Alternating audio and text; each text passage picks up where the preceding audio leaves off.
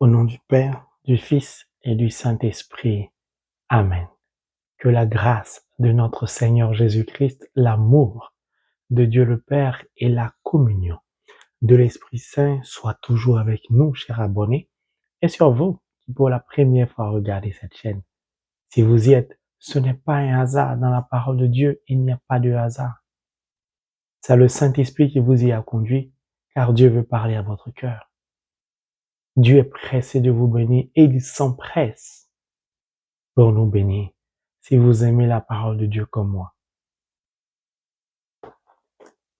Holy Bible, The Word of God, je vous invite à vous abonner, à appuyer sur le pouce levé et à partager cet enseignement. Que Dieu nous bénisse in the name of Jesus Christ. Amen. Je t'invite à prendre ta croix, à commencer à l'attraper. La Bible dit, là où la parole est proclamée, the Word of God, l'Éternel la confirme toujours par des signes. Alors mon frère, ma sœur, sache que l'heure de ta gloire a sonné. Ce n'est pas toi qui l'a décidé, c'est le Dieu 3 fois saint qui l'a décidé ainsi. Alors il vient à ta rencontre. Il te demande simplement d'écouter sa parole.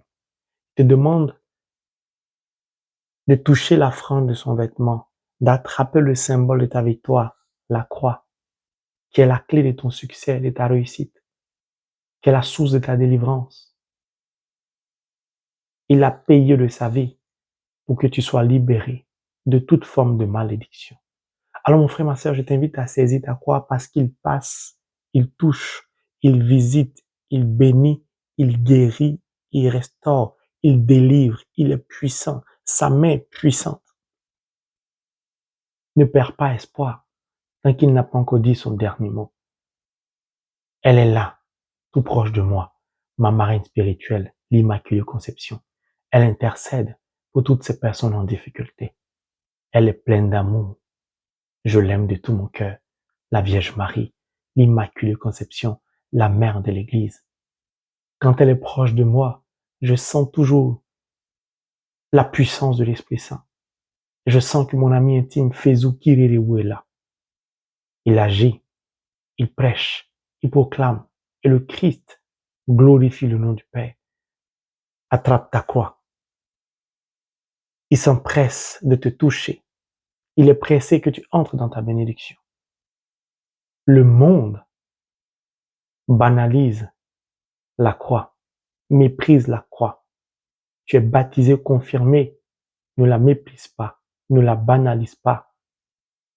Utilise la croix pour voler au secours de l'humanité, car le monde va mal et Dieu compte sur nous.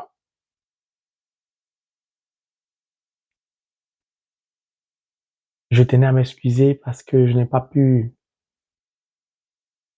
vous prodiguer un enseignement le vendredi parce qu'il y avait un imprévu. Vous savez, servir Dieu nécessite du temps et parfois, il est bon d'avoir du temps aussi pour servir Dieu. Trop de personnes sont en souffrance et Dieu est fidèle, il agit même en silence. Je voudrais aussi vous annoncer que nous préparons, mon équipe et moi, un cheminement pour toutes les personnes qui, fatiguées de la solitude, crient, jeûnent, mais n'arrivent toujours pas à rencontrer leur âme sœur. Nous avons décidé de nous élever pour implorer la miséricorde de Dieu. Nous avons décidé de crier à Dieu afin qu'il accorde sa faveur à toutes ces personnes pour qu'elles puissent rencontrer leur âme sœur. Alors si tu connais quelqu'un qui a du mal à rencontrer son âme sœur, qui va d'échec en échec, porte ce message jusqu'à cette personne. Demande-lui de venir s'abonner. Ou si elle ne veut pas, demande-lui d'être de passage sur cette chaîne, car bientôt, nous allons, au travers de ce cheminement, crier ensemble à Dieu. Et Dieu va accorder sa faveur. Ce cheminement n'est pas de mon bon vouloir. C'est l'Esprit de Dieu qui a bien voulu révéler cela. Alors, moi, je suis obéissant. Si Dieu veut bénir, qui suis-je moi, pauvre instrument pour m'y opposer? Je n'attends que ça, c'est de voir la vie de mes frères et sœurs dans la foi chrétienne changer totalement. Celui qui a été précipité s'acharne pour fissurer, briser le sacrement du mariage, qui est l'un des meilleurs projets de Dieu pour l'humanité, pour nous les chrétiens. Alors, il va constater, celui qui a été précipité, une explosion du nombre de personnes qui vont entrer dans le sacrement du mariage, béni par Dieu. Alors, préparons-nous, préparons-nous. C'est pour cela, je vous invite à communiquer avec moi au travers des notes vocales pour me permettre ainsi de pouvoir mieux et vite vous répondre. J'ai besoin de concentration, j'ai besoin de recueillement, j'ai beaucoup de boulot à faire. Ce n'est pas évident, mais je me suis promis d'être auprès de chacun, de chacune, et rien ne m'empêchera de faire un suivi personnalisé. Le Saint-Esprit m'y aide beaucoup. Mon équipe m'y aide beaucoup. Je n'ose même pas parler de mon épouse sans qui la mission que Dieu m'a confiée n'aurait jamais pu être réalisée et continuer à fonctionner. Elle est un support inimaginable. Et je rends grâce à Dieu, car ça a été son choix pour moi.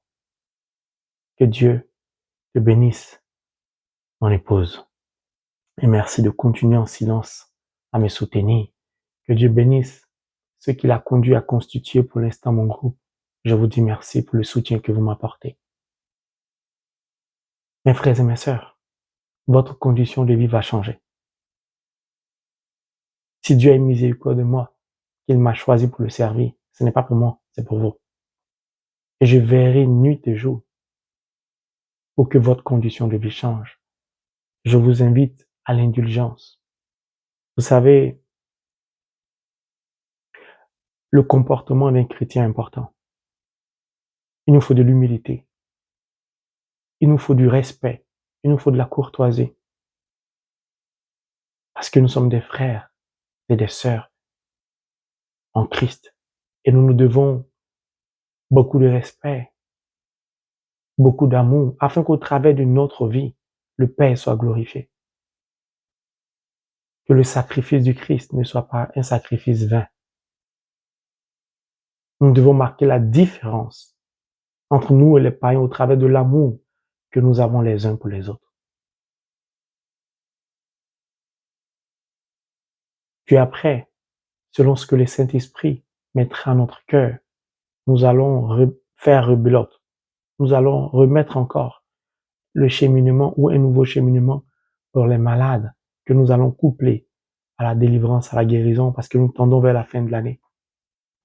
Et celui qui a été précipité est en train d'organiser la fin de vie de beaucoup de personnes. À travers des maladies mystiques, les gens vont s'éteindre du jour au lendemain pour juste une petite maladie, des accidents un peu partout. Mais nous travaillons avec acharnement, avec prière jeûne, au travers de l'adoration du Saint-Sacrement, l'Eucharistie, la méditation du rosaire, tard dans la nuit. La Vierge Marie nous soutient beaucoup. Le Saint-Esprit, on n'en parle pas. Le Christ, il est constamment présent. Dieu nous témoigne toujours de son amour, de sa miséricorde, de sa compassion. Tout cela demande du temps, du travail, surtout le silence.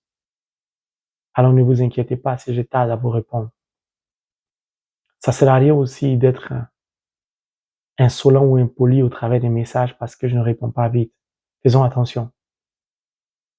Quand vous vous adressez à un serviteur de Dieu ou une servante de Dieu, un prêtre ou un pasteur que Dieu a choisi, que Dieu a oint, faites attention.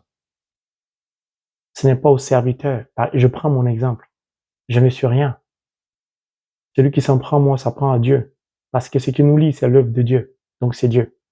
Si vous m'insultez, si vous me parlez mal, par exemple, ou un prêtre, ou un pasteur, ou une bergère, c'est à Dieu que vous parlez mal.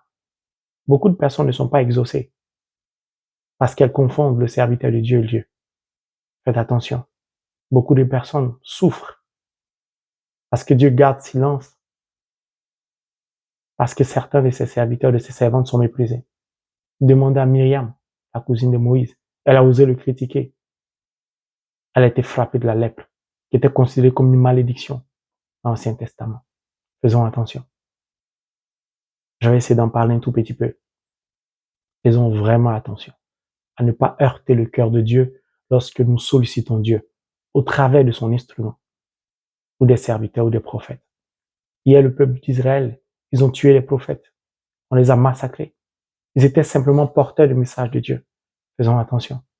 Quand vous vous adressez à un prêtre, quand vous vous adressez à un pasteur, quand vous vous adressez à un serviteur de Dieu, au frère Ange-Marie, à une bergère, faites vraiment attention à votre attitude, à votre comportement, car c'est la première chose que Dieu regarde avant de parler au serviteur de Dieu, avant que le Saint-Esprit vous dise, vous donne une révélation, vous apporte un éclaircissement sur votre situation.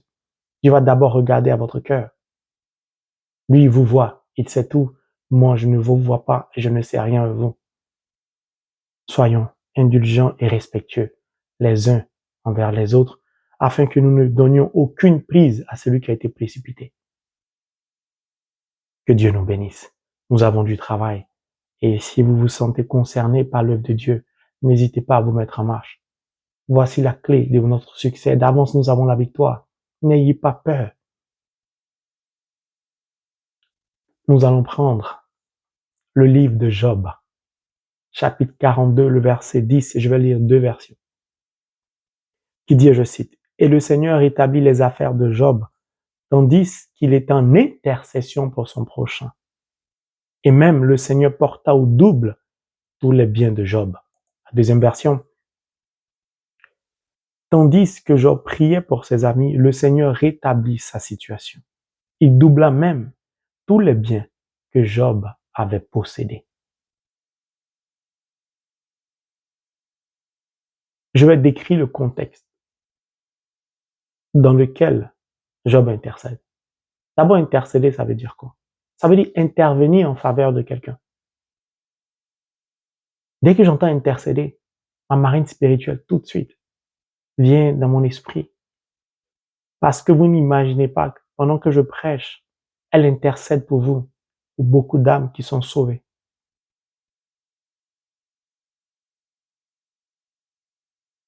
Merci, ma reine. Merci beaucoup pour ce que tu fais pour le peuple de Dieu, pour les enfants de Dieu, pour la conversion de l'humanité.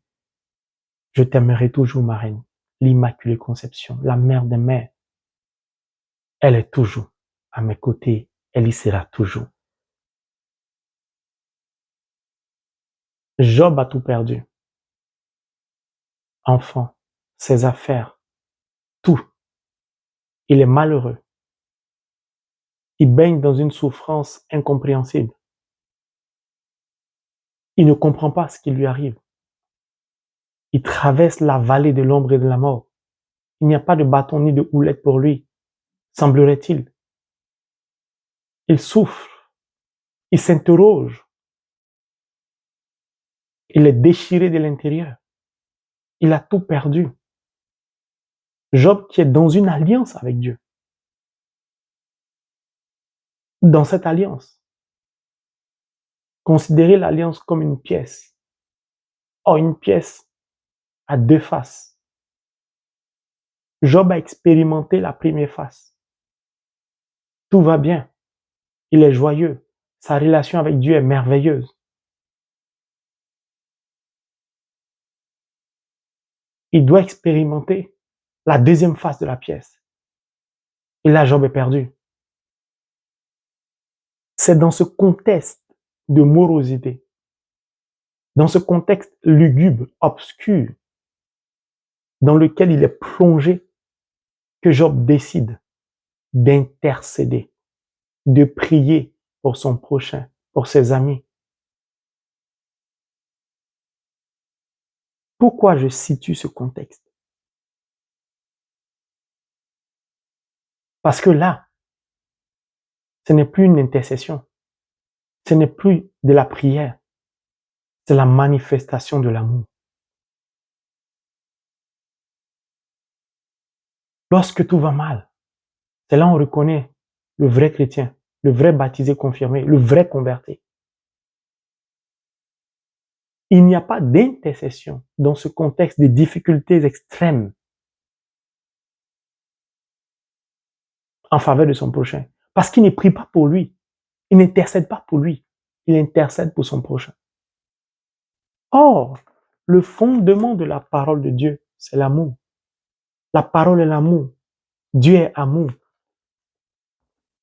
C'est pourquoi mon berger, l'Emmanuel, Dieu est avec nous. Il est le symbole de l'amour visible du Dieu invisible.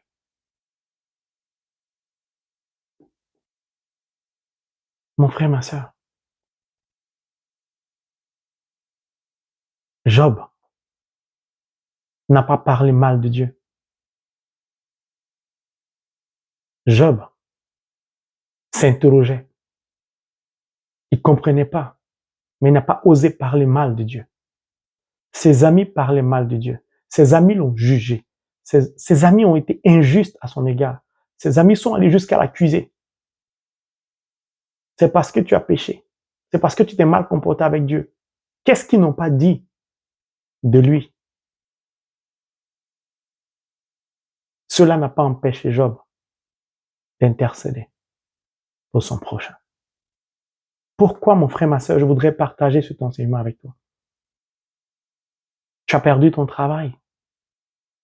Tu as perdu un être cher. Ton mari peut-être est mort. Ta femme est décédée.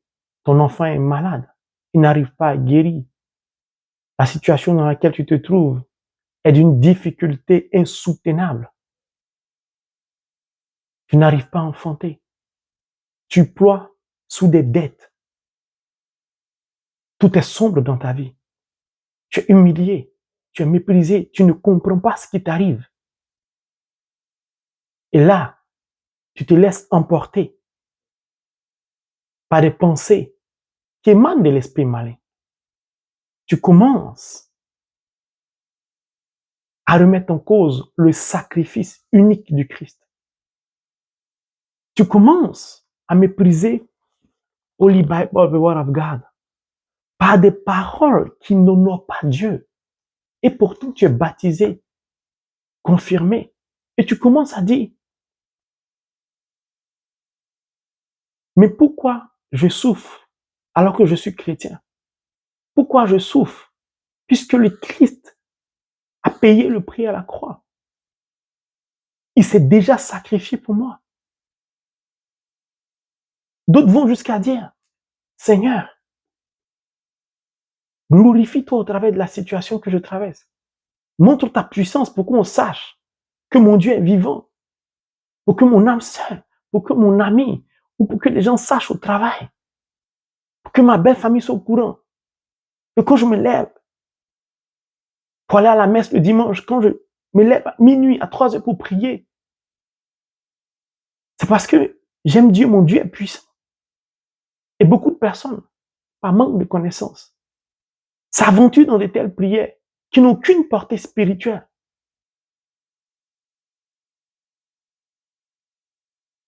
Amplifiant ainsi leur misère, aggravant ainsi leur situation.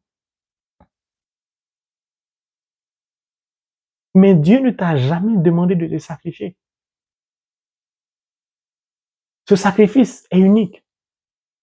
Et ce sacrifice nous a donné droit à la nouvelle alliance, au Nouveau Testament. D'où est-ce que, comme le monde, toi qui pourtant es chrétien, peut te servir du sacrifice pour murmurer contre Dieu? Ah, Dieu m'a abandonné. Pourtant je prie, pourtant je jeûne, et je n'arrive pas à trouver le travail, je n'arrive pas à rencontrer mon âme sœur. Pourquoi j'ai été licencié? Ne venez pas me parler de sainteté de vie ici. Vous aimez trop ça, vous les serviteurs de Dieu, les servants de Dieu. Ah, c'est parce que je mène telle vie, c'est parce que je mène telle vie. Pourquoi tu te comportes comme les amis de Job à l'égard de Dieu? Pourquoi tu parles mal de Dieu comme ça? Dieu ne te demande pas un sacrifice. Il va jamais te demander un sacrifice puisque le Christ, son unique fils, a déjà payé le prix. Ce que Dieu attend de toi, ce n'est pas un sacrifice, c'est une expérience qui te manque avec lui. Car nous sommes nombreux à être chrétiens, baptisés, confirmés, à être dans une alliance avec Dieu, mais à n'avoir expérimenté qu'une face de la pièce de l'alliance. Lorsque nous sommes confrontés à la deuxième face, nous perdons la foi pour certains. Tu ne peux pas dire à Dieu de prouver qu'il est Dieu en guérissant quelqu'un, ton enfant, ton mari, ta femme. Tu ne peux pas dire à Dieu d'agir parce que toi, tu le veux. Pour qu'on sache que ton Dieu est fort. Ça s'appelle de l'orgueil, c'est pas une prière. Dieu n'a pas besoin de montrer à quelqu'un qu'il est Dieu. Il est déjà Dieu. Je suis chrétien, baptisé, confirmé. Je n'ai pas besoin de prouver que je suis chrétien. Par mon mode de vie, ceux qui m'entourent vont constater que je suis chrétien. Pourquoi? Parce que c'est mon berger, le Verbe incarné qui coordonne et dirige ma vie. Seigneur, fais-moi sortir de cette situation. Comme ça, on saura que mon Dieu est vivant, que tu es fort. Il n'a pas besoin de te prouver qu'il est fort. Ta situation ne va pas changer. Ce n'est pas une prière. Change. Arrête de mépriser Dieu en disant, mais Jésus a payé le prix à la croix. Dieu ne t'a jamais demandé de te sacrifier. Il te demande de l'expérimenter au travers de ce que tu vis. En plus, il n'en est pas le responsable. Mais il veut quand même t'aider et te sauver. Alors d'où est-ce que tu tombes dans des théories du monde avec des courants philosophiques qui frisent la folie? Certains chrétiens ont des raisonnements.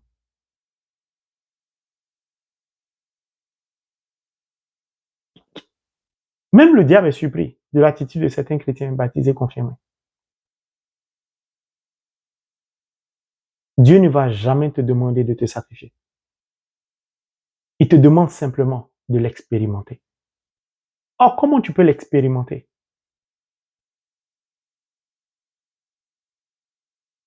Pour que mon berger, l'Emmanuel, Dieu est avec nous, soit vainqueur de la vie sur la mort, il aurait fallu qu'il affronte la mort. Si tu n'affrontes pas la mort, tu ne peux pas être victorieux sur la mort. Il a donné sa vie. Il a payé de sa vie. Il ne te demande pas de te sacrifier. Il te demande d'expérimenter la mort. C'est tout. C'est une expérience qu'il désire que tu aies avec lui. Ça veut dire qu'il est avec toi dans la situation que tu traverses. Dieu a-t-il abandonné son enfant? Jamais. Pourquoi penses-tu que Dieu t'a abandonné? Certainement parce que tu n'avais pas foi en lui ou tu n'avais pas connaissance de la parole de Dieu. Ta foi n'avait pas de fondement. Dieu n'abandonne jamais ses enfants. Dans une alliance, Dieu respecte toujours sa part, les thèmes de l'alliance. Le problème, ce n'est pas Dieu. Le problème, c'est quelle est ton attitude à l'égard de Dieu au travers de la situation que tu vis. Je t'invite à marquer une pause et à réfléchir.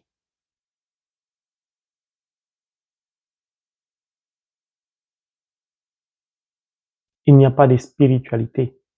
Il n'y a pas d'alliance avec Dieu sans amour. Dieu amour. Pour pouvoir intercéder pour son prochain lorsque nous sommes dans des difficultés, il faut être rempli d'amour. Or, l'amour n'est pas égoïste.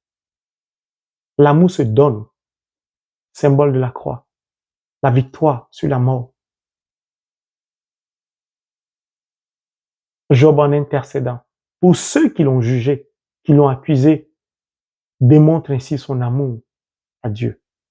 L'un des plus grands commandements, c'est l'amour. La puissance de l'intercession. Les bienfaits de l'intercession. Mon frère, ma sœur, je t'invite à revoir ta position au travers de la situation que tu vis. Pourquoi? La Bible nous dit que Dieu doubla même tous les biens que Job avait possédés. Mais avant ça, le Seigneur rétablit sa situation pendant qu'il intercédait pour son prochain. Donc Job avait une situation. Ses affaires prospéraient. Il avait une famille. Il était bien. Tout a basculé dans sa vie. Et Job va aller jusqu'à dire, j'avais entendu parler de toi, maintenant je t'ai vu. C'est-à-dire, j'étais dans une alliance avec toi. Mais je ne te connaissais pas parce que je ne t'avais pas expérimenté. Maintenant, je t'ai vu, ça veut dire maintenant, je t'ai expérimenté. Beaucoup de chrétiens baptisés sont dans une alliance avec Dieu, dans une relation avec Dieu, mais ne connaissent pas le Christ, ne connaissent pas Dieu parce que ces personnes ne l'ont jamais expérimenté. Tant que tout va bien, on est chrétien, on est heureux. Lorsque tout va mal, on remet en cause notre foi, notre alliance, notre relation avec Dieu. On va jusqu'à remettre en cause notre baptême, y compris à remettre en cause le sacrifice, qu'on confond à l'expérience. Abraham n'avait pas l'expérience. Dieu l'a préparé à une gloire unique en lui permettant de vivre une expérience unique avec lui. Cela lui a valu d'être aujourd'hui le père de la foi. Lorsque Dieu se présente, il commence par dire, je suis le Dieu d'Abraham d'abord. Parce qu'Abraham l'a expérimenté. Dieu veut faire la même chose avec toi. Au travers de la situation que tu vis, arrête de murmurer contre lui. Arrête de l'accuser. Arrête de vouloir qu'il te prouve qu'il est Dieu. Il n'a pas besoin de te prouver cela. Il n'a pas besoin de prouver à ceux qui t'entourent qu'il est avec toi. Il est avec toi avant que toi tu décides d'être avec lui. Parce que c'est lui qui t'a créé. Le manque de connaissance nous pousse parfois à adresser de mauvaises prières à Dieu et nous ne sommes pas exaucés. Mon frère, ma sœur, tout à l'heure je te disais, fais attention quand tu parles à un serviteur de Dieu ou à une servante de Dieu. Beaucoup de personnes ne sont pas exaucées du fait de l'orgueil. Je veux partager un secret avec vous. Parfois, quand je prie pour certaines personnes qui nous font parvenir des intentions de prière, le Saint-Esprit ne me répond pas. Moi, je ne suis pas quelqu'un qui me décourage vite. Je continue à insister, à persister. Pendant ce temps, certains abonnés sont impatients de ma réponse. Je continue dans le silence à prier parce que la Vierge Marie, ma marraine, m'apprend toujours le silence. Elle m'apprend à méditer tout en mon cœur. Je ne cherche pas à apporter une réponse rapide. Je ne cherche pas à être star, à être une célébrité. Je ne cours pas après le nombre d'abonnés.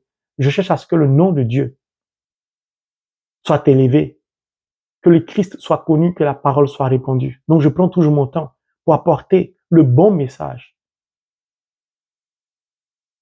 quand Dieu le veut, à la personne concernée. Lorsque Dieu ne me répond pas, il finit par me répondre en me faisant vivre la raison pour laquelle la personne n'est pas exaucée. Et je vais constater que la personne va manquer de patience, va commencer à marceler de messages. Comme si en marcelant de messages, ça va provoquer la main de Dieu. Je ne suis qu'un instrument, je ne suis pas Dieu. Puis, certaines personnes, par manque de patience, vont basculer maintenant dans la violence verbale au travers des messages ou des appels. Vont commencer à s'adresser au serviteur que je suis avec une violence démoniaque. Puis le Seigneur me dit, c'est la raison pour laquelle elle n'est pas exaucée, cette personne, parce qu'elle est orgueilleuse, parce qu'elle est ceci, parce qu'elle est cela. Je n'ai pas voulu te répondre, j'ai voulu que toi-même tu vives son comportement, son caractère. Et là, je comprends combien de fois le Christ souffre malgré son sacrifice. Combien de fois beaucoup de chrétiens le banalisent, le méprisent, l'humilient. Lui qui pourtant par amour s'est donné pour que nous soyons sauvés. Mon frère, ma sœur, tu ne peux pas avoir d'expérience sans traverser la situation que tu vis sans l'affronter. Tu veux vaincre la misère, il faut affronter la misère. Beaucoup de chrétiens s'asseyent et croisent les bras, crient seulement à Dieu, n'osent pas se lever pour affronter la difficulté. Lève-toi pour affronter la stérilité. Lève-toi pour affronter le chômage. Parce que tu es dans une alliance avec Dieu, n'aie pas peur. Je ne suis qu'un pauvre petit instrument, mais ce que Dieu me donne de vivre au travers des personnes qui nous font parvenir des messages pour que nous prions. Je me demande Dieu qui à chaque seconde voit des intentions monter, qu'est-ce qu'il doit penser de nous, de l'humanité, le comportement que nous avons à l'égard de Dieu, à l'égard de la parole? Nous confondons l'amour au maraboutage. Nous pensons que l'amour de Dieu se limite à des révélations. On prend Dieu pour un marabout. Quand on est dans le besoin, on veut interroger Dieu, on veut la réponse tout de suite, on veut être éclairé. Même quand Dieu parle, on veut une confirmation. Quand il confirme, on veut une réconfirmation. Mon frère, ma soeur, arrêtons tout cela. Cela ne nous honore pas en tant que baptisés. On va jusqu'à, pour certains, donner des ordres à l'Esprit Saint. Que le Saint-Esprit fasse ça. Que le Saint-Esprit dise ça. Que le Saint-Esprit lui-même fasse ça. Qui es-tu pour commander le Saint-Esprit? Beaucoup ne sont pas exaucés. Ce n'est pas tout qu'on peut dire, mais je vois beaucoup de choses et le Seigneur me révèle beaucoup de choses. Et je m'évertue chaque jour à vous inviter à changer de comportement, d'attitude. C'est très important. Notre langage à l'égard de notre prochain. Job a intercédé pour son prochain. Si tu appartiens à un groupe d'intercession, sache que tu dois mener une vie conforme à la parole de Dieu. Tu dois honorer ton baptême, car au travers de ce baptême, tu es devenu enfant de Dieu et tu es entré dans une alliance avec Dieu. Dans cette alliance, Dieu veut se glorifier dans ta vie. Si tu as l'habitude de prêcher la parole de Dieu, parce que tu es confronté à un licenciement, si tu as l'habitude de chanter pour Dieu parce que tu es confronté à la stérilité, si tu es dans un groupe d'intercession, si tu as des dons spirituels, que tout allait bien, que maintenant tout va plus bien, parce que peut-être tu as perdu ton travail, peut-être ton homme t'a quitté ou ta femme t'a quitté, tu décides de ne plus servir Dieu. Tu attires sur toi la souffrance et la malédiction. Et Dieu n'y est pour rien. Parce qu'en réalité, tu n'avais pas de foi. Tu n'avais pas expérimenté la deuxième face de la pièce, qui est l'alliance avec Dieu. Mon frère, ma sœur, tu ne peux rien imposer à Dieu. C'est lui qui t'a créé et lui ne s'impose pas à toi. Alors abaisse-toi un peu, sois humble. Il n'attend qu'une seule chose, il veut te bénir. Ouvre-lui ton cœur. Marque une pause, regarde ta vie, interroge-toi comme Job et commence à prier pour les autres.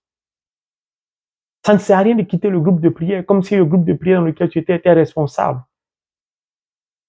de tes virées nocturnes, de ton impudicité. Certains chrétiens baptisés confirmés à qui on ne peut plus parler de sainteté de vie, qui sont ou qui ont replongé dans l'impudicité. Quand on essaie de les interpeller, ah mais je suis chrétien, c'est pas à toi de m'apprendre, je sais ce que je veux. C'est pour cela Dieu ferme tout autour de toi. Pas pour te punir, mais pour te ramener à lui. Surtout pour te ramener à sa parole mieux. S'il t'avait confié une mission, il te rappelle à l'ordre que tant que tu n'agis pas au cœur de la mission que je t'ai confiée, je ne te bénirai plus. Et je vois beaucoup de chrétiens souffrir parce que leur vie a basculé du jour au lendemain. Et l'orgueil les pousse à ne plus vouloir reprendre l'œuvre de Dieu et à commencer à mépriser la croix. Si Dieu m'aime, pourquoi j'ai perdu mon travail? Si Dieu m'aime, pourquoi je souffre? Vont jusqu'à remettre en cause l'amour de Dieu. Dieu a dit aux amis de Job, vous n'avez pas été bien avec moi. Laissez-moi vous trouver ce verset rapidement et vous le lire.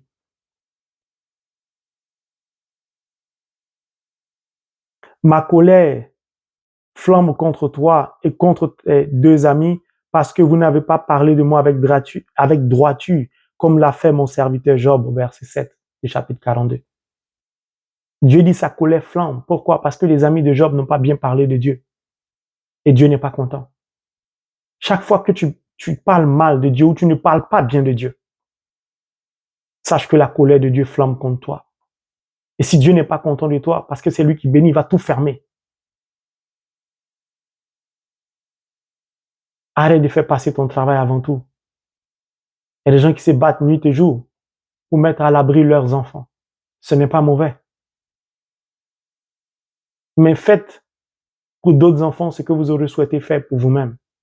C'est en cela que Dieu va trouver en vous l'amour, le vrai, et va vous bénir. C'est ce que Job a fait. Malgré qu'il a tout perdu, il n'a pas hésité à prier pour son prochain, à intercéder. Et qu'est-ce que Dieu va faire? Je vous ai toujours dit, Dieu a une seule calculatrice. Il y a une seule touche sur sa seule calculatrice, c'est multiplication. Dieu ne s'est pas béni.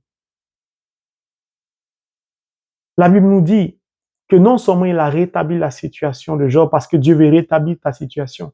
Si tu acceptes de prier pour les autres, si tu acceptes d'aimer ton prochain, si tu acceptes de revenir à lui, si tu acceptes d'honorer, de respecter le symbole de ta victoire, le sacrifice unique de Jésus, au travers de l'expérience que Dieu attend de toi dans votre alliance, et non de sacrifice, il ne te demande pas de te sacrifier. Il te demande de d'expérimenter son amour mieux. Cette expérience qu'il attend de toi est pour te bénir toi-même. En fait, tout est pour ton bonheur. Non seulement il a rétabli la situation de Job, parce que Dieu veut rétablir ta situation. Mais qu'est-ce qu'il a fait? Il doubla même tous les biens que Job avait possédés. Il a béni Job au-delà de ce qu'il pouvait imaginer.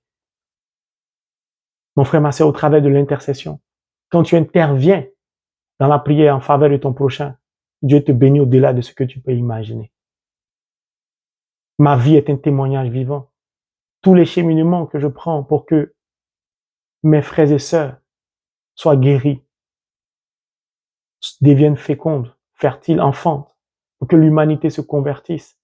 Ce verset me donne la certitude que Dieu va rétablir ma situation. Mieux, il va doubler les biens que j'ai. Ça veut dire que si je n'en avais pas, il va me donner. Alors, reviens à Dieu.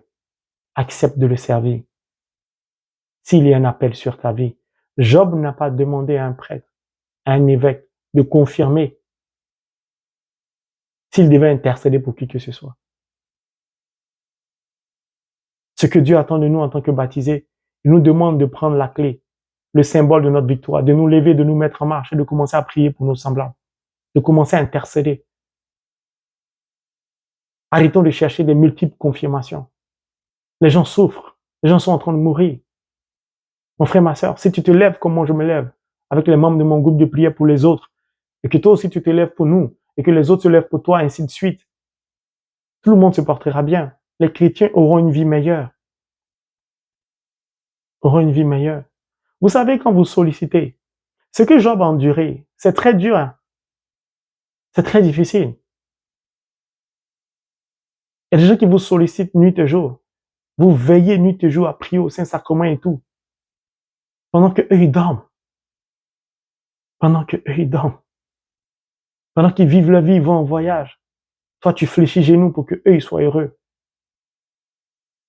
Il n'y a pas d'égoïsme quand tu fais ça dans ton cœur. Au contraire, c'est l'amour.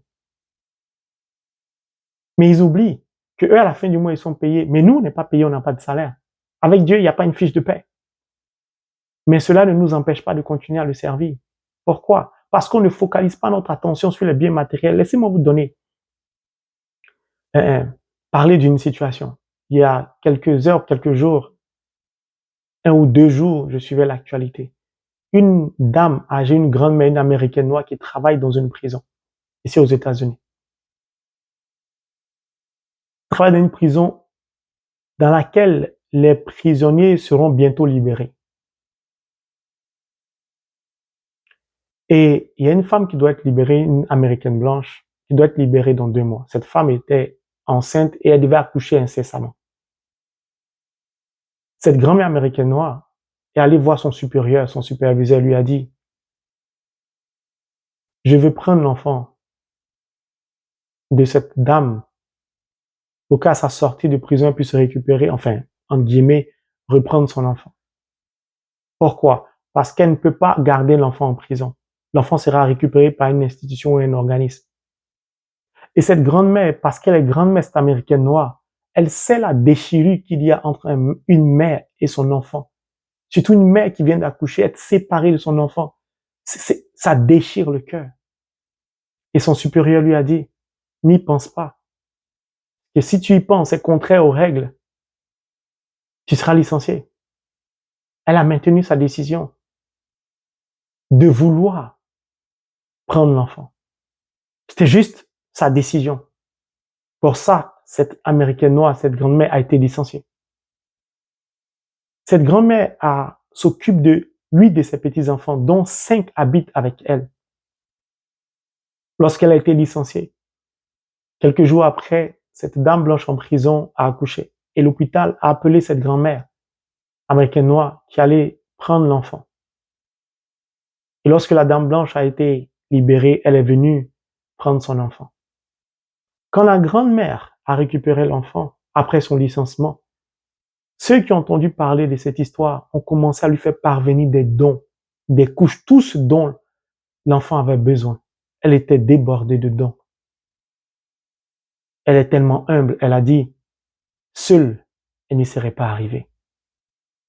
Elle n'a pas hésité à être licenciée pour quelque chose qui n'avait pas encore eu lieu. Elle n'a pas regardé à sa situation. Aux États-Unis, vous perdez votre travail, vous perdez votre assurance médicale. Et Dieu seul sait. Quand vous perdez votre travail, vous pouvez, excusez-moi l'expression, péter les plombs aux États-Unis. Vous tombez dans un burn-out, vous pouvez, votre vie peut basculer. C'est un pays, bref. Cette dame n'a pas regardé, elle n'est pas égoïste. Elle n'a pas dit comment je vais m'occuper de mes petits-enfants. Mon loyer, ma maison, mes factures. Elle a perdu son travail. Par amour pour son prochain. Parce qu'elle a voulu aider une autre personne. Parce que ce n'est pas parce qu'elle est prisonnière qu'elle n'a pas droit à l'amour. Dieu n'est pas venu pour nous juger. Et lorsque cette dame blanche est sortie de prison et est venue récupérer son enfant chez cette grand-mère américaine noire, cette dame a décidé de prendre une petite maison pour créer une structure pour s'occuper des enfants. Elle dit qu'elle a compris que c'était là où Dieu l'attendait. C'était sa mission. Il aurait fallu qu'elle soit licenciée. Et licenciée par amour pour son prochain. Toi, tu as été licencié, peut-être ta compagnie a fait faillite. Ou bien parce qu'on veut diminuer le nombre d'effectifs. Ou parce que tu as mal travaillé. Elle, c'était par amour pour son prochain. C'est cela la vraie intercession. Parce qu'elle est intervenue. C'est cela l'intercession. Pour qu'une mère ne soit pas séparée de son enfant. Dès l'accouchement. Elle ne s'est pas posé des questions. Elle n'a pas attendu une révélation. Elle s'est levée. Elle a accepté de se mettre en mouvement par amour. C'est l'amour qui a coordonné ses actions. Au travers de cela, elle a découvert la mission que Dieu lui avait confiée. Mon frère, ma sœur, j'ai été bouleversé par l'attitude de cette grand-mère. Car dans ce monde d'aujourd'hui encore, le Seigneur continue d'agir. Le Seigneur continue de nous témoigner de son amour. Alors je t'invite à te lever, à te mettre en mouvement, à laisser l'amour coordonner tes actions. Arrête d'être rebelle. L'enseignement précédent, c'était laissons la parole faire notre éducation. Tes difficultés parfois émanent de ton manque d'amour. Ton foyer est brisé, déchiré à cause de ton comportement, de ton attitude, de ton manque d'amour à l'égard de l'autre. Parce qu'on a du mal à accepter l'erreur aujourd'hui. On ne tolère plus. Nous vivons dans des sociétés intolérantes. La moindre erreur, on vous vire. Le moindre comportement, on vous quitte. On vous méprise. Vous êtes marginalisé. Mon frère, ma sœur, lève-toi. Accepte d'aimer ton prochain. Accepte de te mettre en mouvement parce que la parole te le demande. Et tu verras si Dieu va t'abandonner. Dieu n'a pas abandonné cette dame. Il a suscité des corbeaux pour la ravitailler. Alors mon frère, ma sœur, je t'invite à imiter cette femme. N'aie pas peur. N'aie pas peur de perdre ton travail. Sers Dieu nuit et jour. Marche selon la parole de Dieu. Attache-toi à Dieu. Oublie le monde, ce que le monde te présente. Le travail, le luxe, tout ça, les biens matériels. Ce n'est pas une fin en soi. Nous disons beaucoup que nous aimons le Christ, mais le Christ n'avait pas d'immeuble. Il n'était pas un agent immobilier. Il n'avait pas une agence immobilière. Il n'avait pas une multitude de terrains. Il s'est acharné à nous faire que du bien. Alors je t'invite à attraper ta croix et tu vas expérimenter l'amour du Christ qui passe, qui touche, qui visite. Le Seigneur t'aime. Il te demande simplement d'accepter d'expérimenter la deuxième face de la pièce. Oui. Lorsque tu as décidé de t'engager avec lui au travers de ton baptême, tu lui as dit oui. Prends une journée de 24 heures. Il y a le jour, il y a la nuit. Pourquoi tu n'acceptes pas dans la spiritualité la nuit? Pourquoi tu veux constamment vivre qu'en journée? Lis le début du livre de la Genèse. Le Seigneur dit que la lumière soit et la lumière fut. C'est Dieu qui a créé la nuit et le jour. Dans la nuit, attends, dans l'espérance et dans la confiance, l'arrivée du jour. Mon frère, ma sœur, je t'invite à attraper ta croix parce qu'il passe, il touche, il visite, il guérit. Tu es un homme. Tu as été humilié par ta femme sous prétexte qu'elle se sent salie. Parce que quand tu vas avec elle, quand tu t'unis à elle, il n'y a toujours pas d'enfant. Sache que Dieu te rejoint et te guérit. Mon frère, ma sœur, le Seigneur veut te témoigner de son amour. Attrape ta croix. Il passe, il touche, il visite, il te demande simplement de manifester son amour qu'il a mis en ton cœur, de sortir de l'égoïsme. Ne marche pas conformément au monde. Sers-le, il t'appelle à le servir en tant que baptisé. Tu es témoin de la parole. Pratique la charité comme ce témoignage de cette grand-mère américaine noire. Vous êtes mariés. Cela fait 5 ans et toujours pas d'enfant. Vous êtes humiliés par les beaux-parents, par la belle famille, par vos amis. Vous souffrez beaucoup de cette humiliation. Le Seigneur a décidé de vous accorder sa grâce, de vous accorder sa faveur. Essuyez vos larmes. Il est fidèle. Il passe. Il touche. Il visite. Fixe ton regard sur la croix. N'aie pas peur. Tu as perdu ton boulot et tu es très inquiet à cause des fêtes qui approchent. Tu es inquiet pour tes enfants, pour ta maison, du regard de ta belle famille. Et tu pries, tu cries à Dieu, tu supplies Dieu d'avoir pitié de toi. Dieu te rejoint. Il vient changer ta situation. Parce que le cri de ton cœur à son égard pour que tes enfants aient le cadeau de Noël, pour que vous ne perdiez pas votre maison, pour que tu ne sois pas mal vu. Ton amour, tes enfants a touché le cœur de Dieu. Alors il vient changer ta condition. Mon frère, ma soeur, il passe. Je dis bien, attrape ta croix. Il veut guérir. Il touche. Tu es l'aîné d'une famille. Tu n'es toujours pas marié. Ni travail, ni rien. Et tu te demandes, est-ce que je suis une malédiction?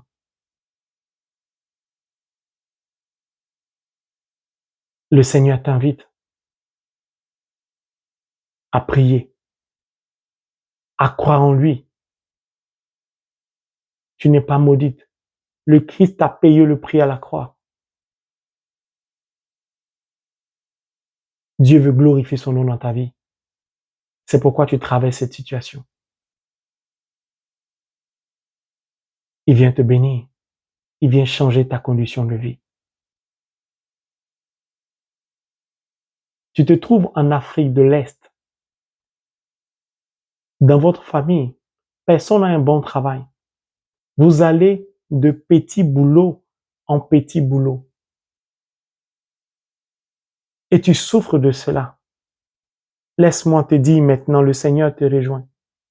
Il vient changer la condition de ta famille au nom de Jésus. Il est fidèle. Alors commence à lui dire merci. Parce qu'il vient de rejoindre votre famille. Et votre situation change à partir d'aujourd'hui. Les petits boulots, c'est fini. Mon frère, ma soeur, il passe, il touche, il visite, il guérit, il restaure.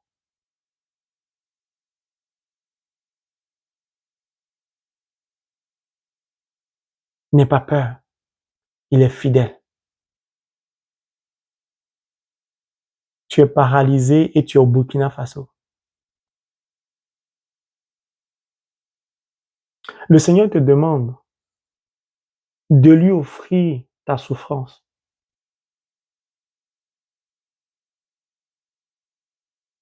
Puis de l'adorer.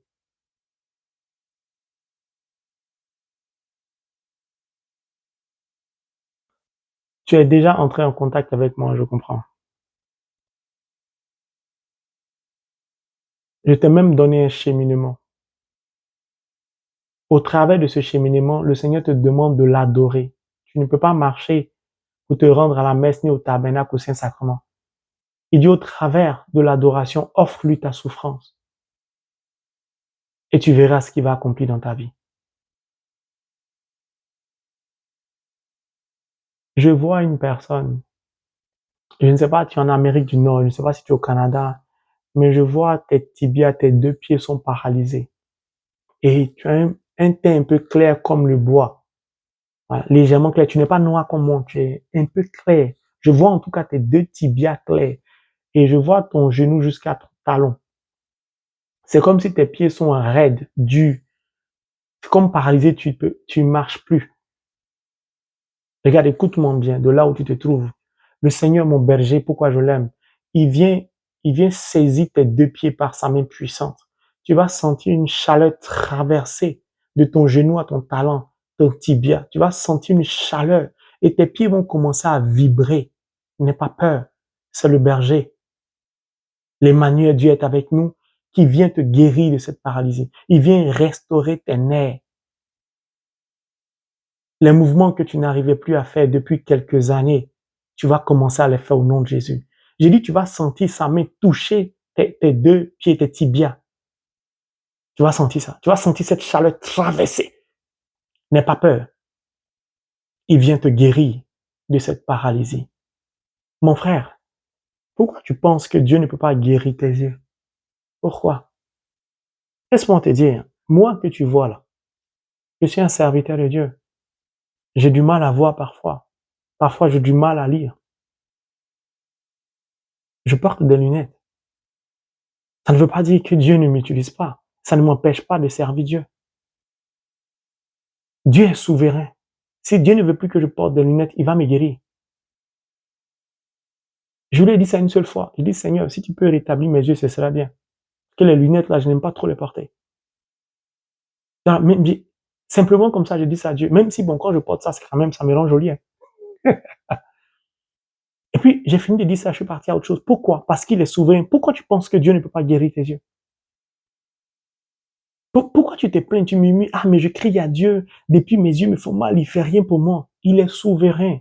Pardon, je t'en supplie, mon frère, laisse-lui sa souveraineté. Laisse-lui sa souveraineté. Il va te guérir quand il veut, comme il veut et où il veut. Personne ne peut s'imposer à lui. Mon frère, ma soeur, il passe, il touche. Le Seigneur dit, trop de chrétiens murmurent. Merci Saint-Esprit. Le Seigneur dit, trop de chrétiens aiment demander des explications. Au lieu de fixer leur regard sur la croix, au lieu de crier à lui, de prier simplement et de croire en lui. Beaucoup de chrétiens murmurent. Mon frère, ma soeur, arrêtons cela. Dieu veut nous bénir. Il rencontre des obstacles. Tu as perdu un être cher. Je ne sais pas si c'est ton enfant qui travaillait ou si c'est ton mari ou ta femme. Mais le Saint-Esprit dit, tu as perdu un être cher. Et cet être cher que tu as perdu était d'un support pour toi. En tout cas, d'un soutien. Je ne sais pas si c'est financier ou je ne sais pas, mais son absence perturbe ta vie. Le Seigneur te dit simplement au travers de sa parole. Agé 2, verset 9. Il dit la gloire de la deuxième maison sera plus glorieuse que la première. Alors relève-toi, reprends espoir. Il veut se glorifier dans ta vie. Essuie tes larmes. Arrête de compter sur ton semblable, compte sur Dieu. Je recommence. Il dit la gloire de la deuxième maison sera plus grande que la première. C'est lui qui a prévu ça pour toi. Donc, essuie tes larmes et relève-toi. Je sais pas si c'est ton fils unique ou quoi. Je ne sais pas qui c'est, mais en tout cas, la pète là de cet être cher te perturbe beaucoup. Je ne sais pas où tu te trouves, mais reçois ce message et sors de ce deuil. Sors de cette tristesse. Abandonne-toi à lui. Il vient te guérir. Il vient te bénir. Il passe. Il touche. Il visite. Intercède pour ton prochain. Il va doubler sa grâce sur ta vie. Il va te bénir. Mon frère, ma sœur, il est fidèle. Il est fidèle. Si tu es dans une communauté, un groupe de prière, dans l'intercession, dans la liturgie, accomplis ta mission avec amour. Beaucoup de chrétiens ont des dons spirituels, mais c'est leur comportement, leur orgueil, leur manque d'abaissement. Vous savez, quand je commençais à servir Dieu, j'ai demandé à certaines personnes de venir se joindre à moi. Ces personnes ont murmuré l'orgueil. Ah, servir Dieu. Ah, Dieu a fermé leur vie. Maintenant, ils sont revenus pour servir Dieu. Parfois, on aime perdre le temps.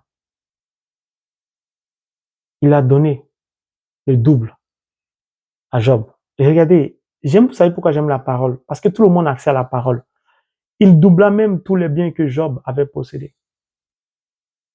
Le Seigneur veut doubler les biens que tu avais. Si tu n'en avais pas, il veut te donner le double de ce que tu n'as jamais eu. C'est-à-dire que tu n'as pas encore eu une fois, mais lui, il a déjà prévu le double. Dites-moi, qui peut faire ça en dehors de Dieu?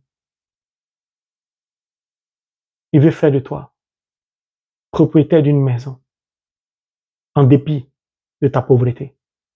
Il te demande simplement de vivre dans l'amour et par amour, de laisser tomber l'égoïsme, l'orgueil. Tu es une personne, tu te trouves en Afrique de l'Ouest. Tu es très avare. Tu n'aimes pas donner à Dieu. C'est-à-dire que quand tu entends parler de l'offrande, tu te bouches les oreilles. La dîme même, tu ne veux pas en entendre parler. Tu es soutenu l'œuvre de Dieu. C'est comme si on a jeté un sort sur toi. Ça t'irrite au point où tu te dis, les gens veulent t'escroquer. Bientôt, Dieu va fermer tous les robinets qu'il avait ouverts pour toi. Parce que ton cœur n'est pas reconnaissant à l'égard de Dieu. Et puis tu juges beaucoup les serviteurs de Dieu, les servants de Dieu. Tu juges beaucoup l'œuvre de Dieu. Non seulement tu ne soutiens pas, mais en plus tu juges. Le Seigneur t'invite à te ressaisir. À te ressaisir. Sinon, bientôt, tu vas souffrir. Mon frère, ma sœur, le Seigneur va accorder bientôt la faveur à beaucoup de personnes pour parvenir à s'unir. Dieu ne marie pas. La décision, c'est à nous de la prendre. Merci Seigneur. Merci éternel Dieu. Merci Saint-Esprit. Maman Marie, merci pour tout ce que vous faites pour mes frères et sœurs, pour mon semblable, pour mon prochain. Merci Père pour ce que tu as accompli dans la vie de toutes ces personnes qui sont humiliées, qui sont méprisées, qui sont bafouillées. Tu as suivi, j'aime le Saint-Esprit, le cheminement de la fertilité et tu te dis, depuis, je n'ai toujours pas de signes. Mes menstrues ne sont toujours pas revenues. Je ne sais pas qu'est-ce que j'ai fait ou si je fais partie des personnes que Dieu a décidé de ne pas bénir.